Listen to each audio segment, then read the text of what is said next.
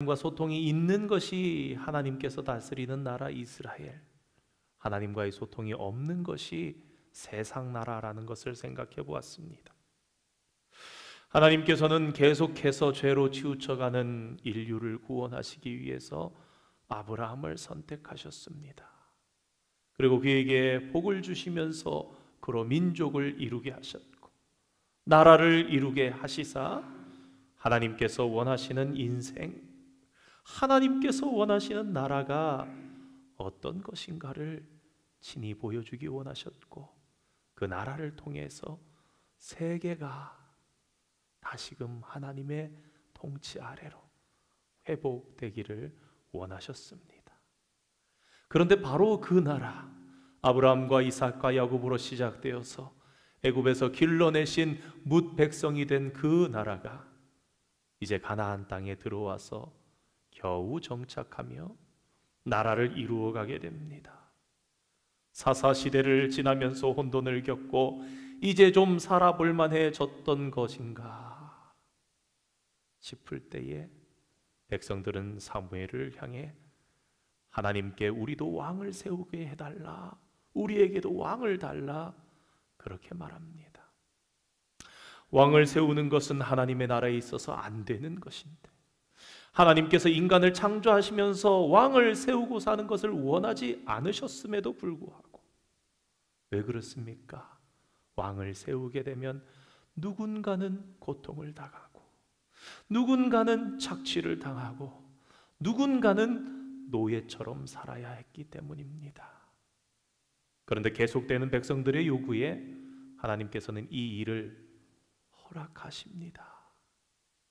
그러나 왕을 세운다면 단 한 가지 포기할 수 없으신 것, 그것은 바로 그 왕이 하나님의 말씀을 잘 순종하는 왕이 되는 것이었습니다.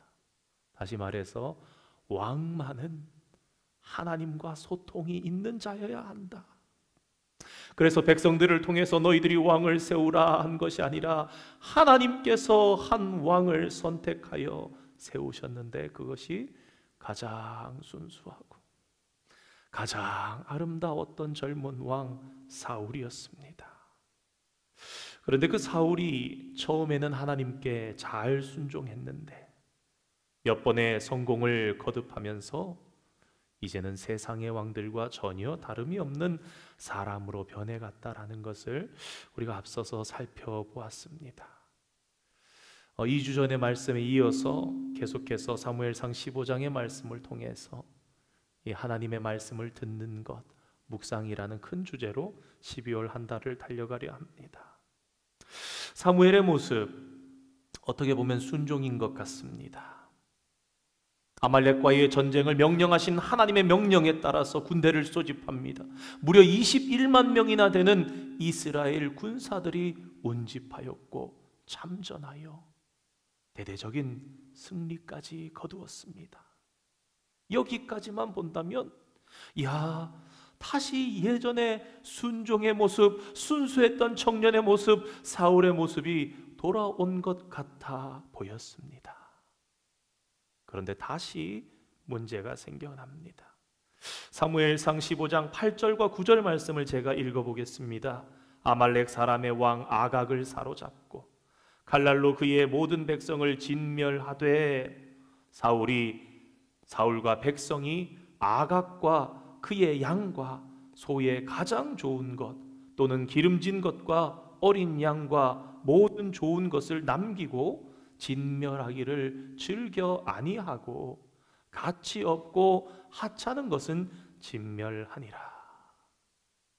말씀에서 우리가 본 것처럼 사울은 가치가 없고 하찮은 백성들과 짐승들만을 멸하였습니다.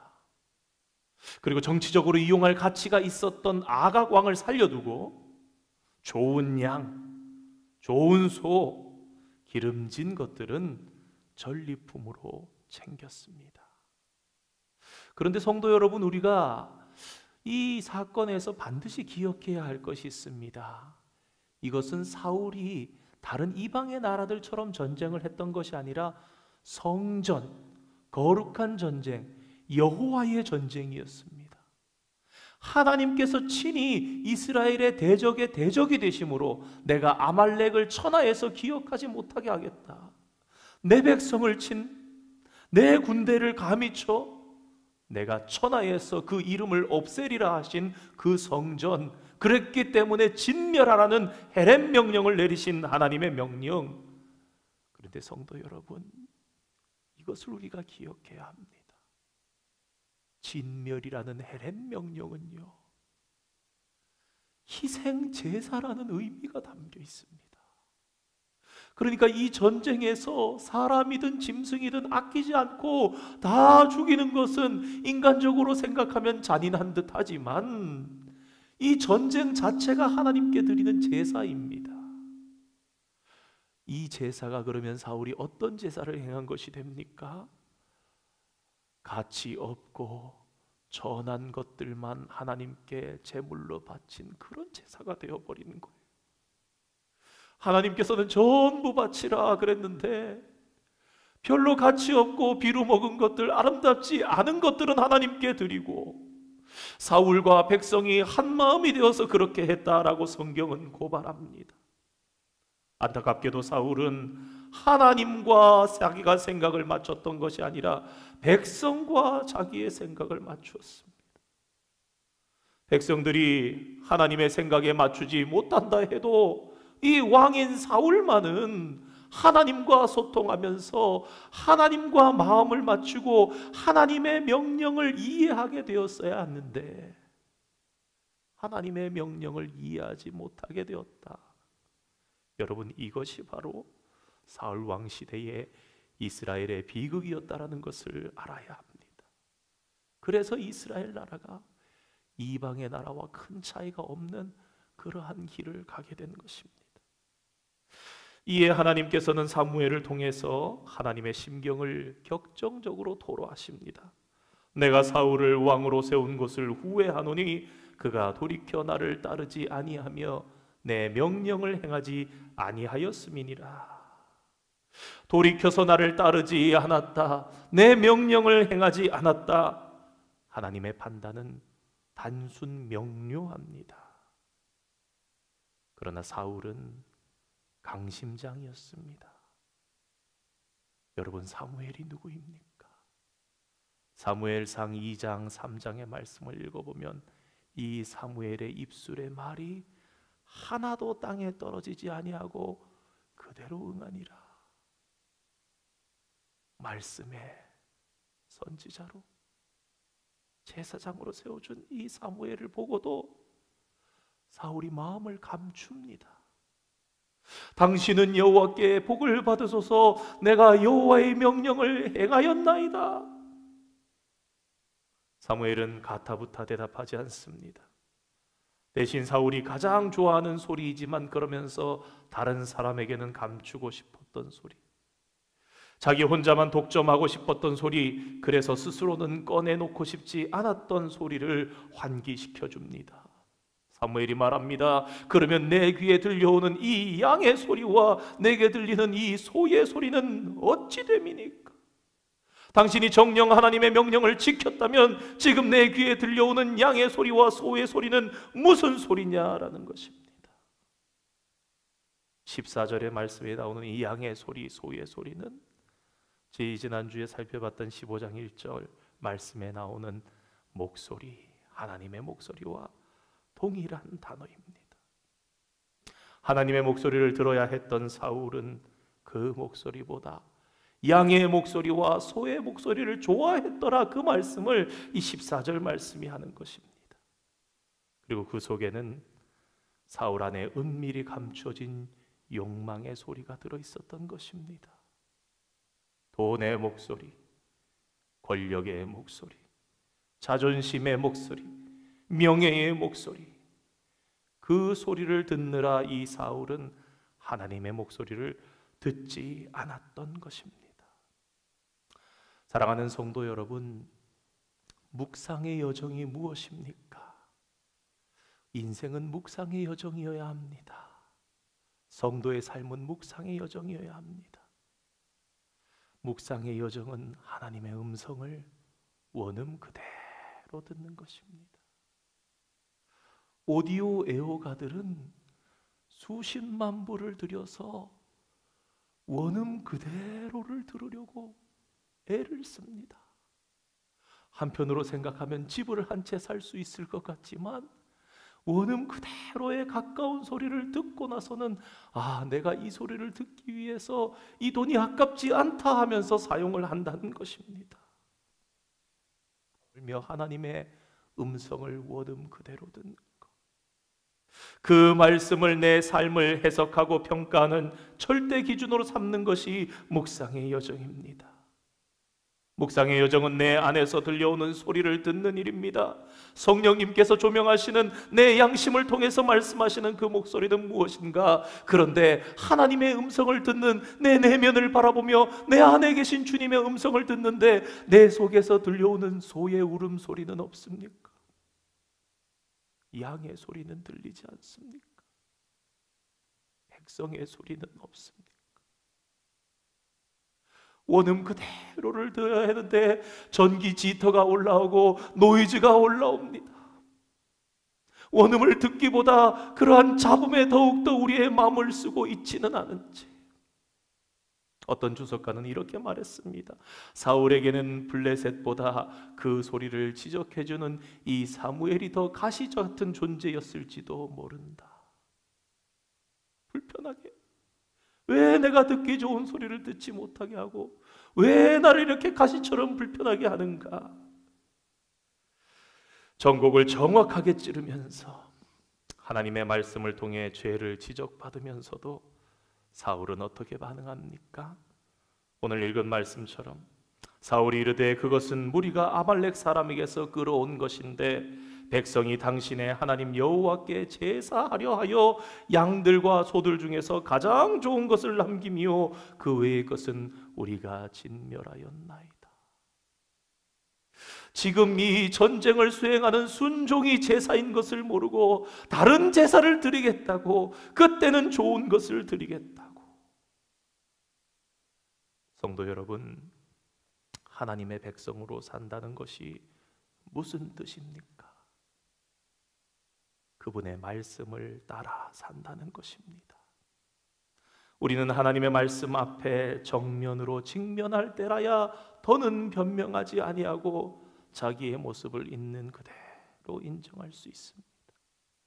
무의식의 세계까지, 의식의 세계만이 아니라 우리의 무의식의 세계까지, 어느새 어느 순간 나의 일부가 되어버린 습관의 세계까지 하나님의 말씀에 장악되는 그러한 은혜가 우리에게 임해야 우리의 인격까지, 우리의 성품까지, 우리의 무의식의 세계까지, 우리의 습관까지 하나님께서 좌정하시옵소서. 우리는 그런 기도, 그런 주님께 당부, 그런 간구를 해나가야 하겠습니다. 과연 하나님께서는 사울의 대답을 인정하실까요? 사무엘은 하나님이 정말 사울에게 바라시는 것이 무엇인지 대답해 줍니다. 22절 말씀입니다. 사무엘이 이르되 여호와께서 번제와 다른 제사를 그의 목소리를 청종하는 것을 좋아하심같이 좋아하시겠나이까? 순종이 제사보다 낫고 듣는 것이 순양의 기름보다 나으니. 성도 여러분, 그렇습니다. 제사의 중심은 제물이 아닙니다. 무엇이 그렇다면 제사의 중심입니까? 제사의 중심은 믿음입니다. 그리고 믿음은 순종입니다. 그리고 또 자기 부인입니다. 다시 말해서 내가 죽는 것이 믿음입니다.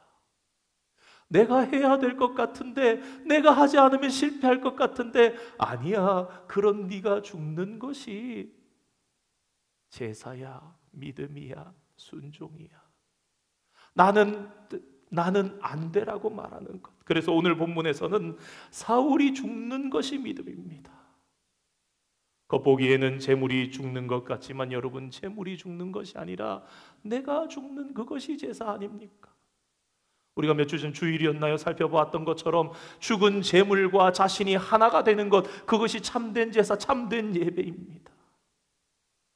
그런데 사울은 양질의 제물을 드릴 준비는 했는지 모르겠지만 정작 자기 자신을 하나님께는 드리지 못했던 것입니다. 가인과 그의 제물은 받지 아니하신지라. 아벨과 그의 제물은 받으셨으나 제물과 그 사람을 함께 받으시는 거예요. 겉으로는 준비가 된 것 같았지만, 형식으로는 준비가 된 것 같았지만 사실 그의 마음은 하나도 준비가 되지 못했습니다.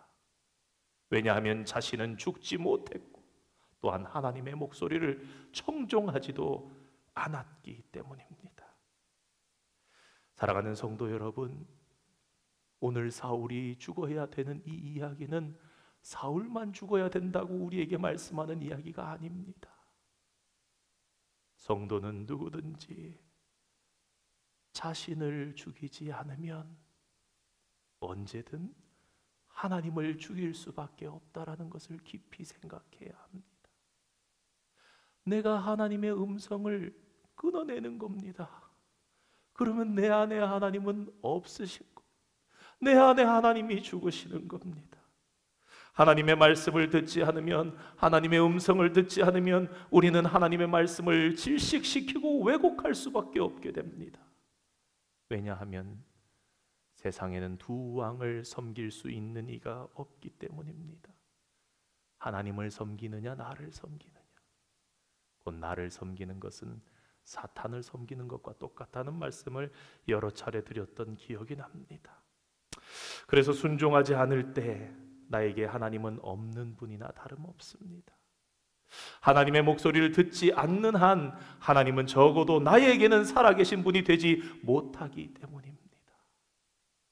하나님을 버린 사울에게 하나님께서는 어떤 운명을 선고하십니까? 23절 말씀입니다.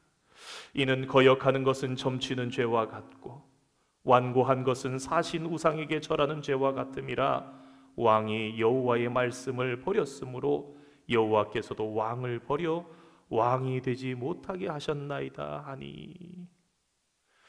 여러분, 그런데 잘 생각해 보면요, 하나님께서 사울을 버리셨다, 그래서 널 이제 왕이 되지 못하게 하셨다 하지만 조금 전까지 드렸던 말씀을 잘 생각해 보면요, 실은 그보다 먼저 사울이 하나님을 버린 겁니다.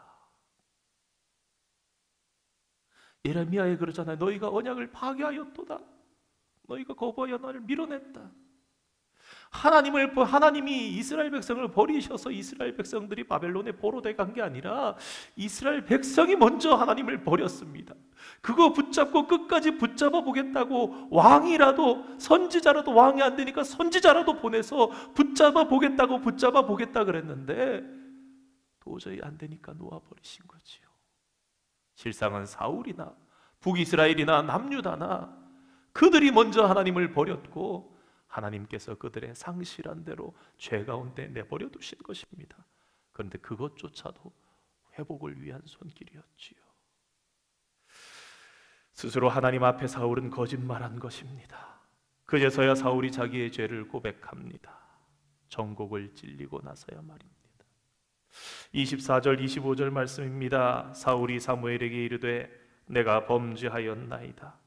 내가 여호와의 명령과 당신의 말씀을 어긴 것은 내가 백성을 두려워하여 그들의 말을 청종하였음이니이다. 청하오니 지금 내 죄를 사하고 나와 함께 돌아가서 나로 하여금 여호와께 경배하게 하소서 하니. 사울은 여호와 하나님의 목소리나 지금 자신 앞에 있는 사무엘의 목소리보다 백성의 목소리를 더 두려워했습니다. 하나님께서 기름 부어 왕을 세워주셨는데 백성들이 자신의 왕권을 결정한다고 그 마음이 바뀌어버리고 그렇게 믿어버렸습니다. 그래서 백성들에게 인기가 떨어지면 자신이 왕이 되지 못할 것이라. 결국 그에게 왕권이라는 것이 우상이 되어버렸던 것입니다. 그래서 자신이 그처럼 떠들던 왕권을 잃어버린다는 소리에 정신이 번쩍 들었던 것입니다. 사랑하는 성도 여러분, 신앙의 여정은 묵상의 여정입니다. 묵상이란 하나님의 말씀을 듣고 응답하고 듣고 응답하는 것입니다. 사울도 자신을 작게 여기고 하나님을 크게 여길 때가 있었습니다. 그러나 점점 변한 그는 자신을 크게 여기고 하나님을 작게 여겼습니다. 자기 속에서 흘러나오는 소의 소리, 양의 소리, 백성의 소리, 다른 소리를 하나님의 말씀보다 더 크게 들었습니다. 묵상의 여정을 그렇다면 이렇게 표현해 볼 수 있겠습니다. 주님의 음성을 더욱 크게 듣는 것. 내 음성을 줄이고 내 속에서 나오는 소나 양이나 돈이나 권력과 명예의 소리를 줄이고 주님의 음성을 더 크게 듣는 것. 그래서 날이 갈수록 여호와를 사랑하고 경외하는 사람이 되어가는 여정, 그것이 바로 묵상의 여정이요, 그것이 바로 신앙의 여정입니다. 그분과 더 자유롭고 즐거이 소통하는 사람, 그렇게 되는 여정. 늘 가까이 계셔서 하나님 하면 하나님께서 아들아 뭐하니? 그래 딸아 내가 뭐 도와줄까? 주님과의 더욱더 친밀함 가운데 가는 것, 하나님의 목소리를 크게 듣고 그 목소리에 더 재빨리 순종하는 것, 그것이 바로 진정한 묵상의 여정입니다. 바라기는 저와 여러분의 삶이 그런 순종하는 인생의 여정이 되기를 원합니다. 날이 갈수록 세상의 사람들의 소리보다, 세상이 울부짖는 그런 소리보다 더 하나님의 소리에 민감하며 하나님의 소리가 더욱더 잘 들리는 그런 신앙인이 되기를 원합니다.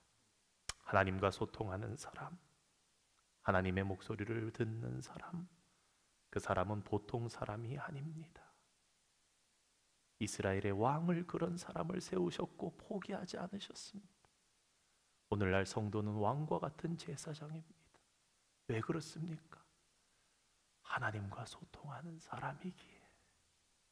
오늘 이 지역이 다 어두워져도 하나의 빛이 되어서 밝히는 그런 사람, 나라를 위해서 끝까지 포기하지 않았던 한 지도자와 같은 사람이 오늘날의 성도, 바로 나란 사실을 기억하면서 하나님과 소통하는 것이 나의 사명이라는 것을 우리가 잊지 말아야 하겠습니다. 묵상의 여정, 그것은 다른 말로 영적인 싸움의 여정입니다. 내 안에 아말렉과 싸우는 여정, 내 안에 끝까지 살려둔 아각 왕은 무엇인가? 내 생각대로 마음대로 남겨놓은, 하나님께서는 진멸하라 하셨는데 남겨놓은 양과 소는 혹시 없습니까? 그것은 무엇입니까? 그러한 진실한 묵상이 이 어두운 시대 가운데서 병든 교회를 깨끗하게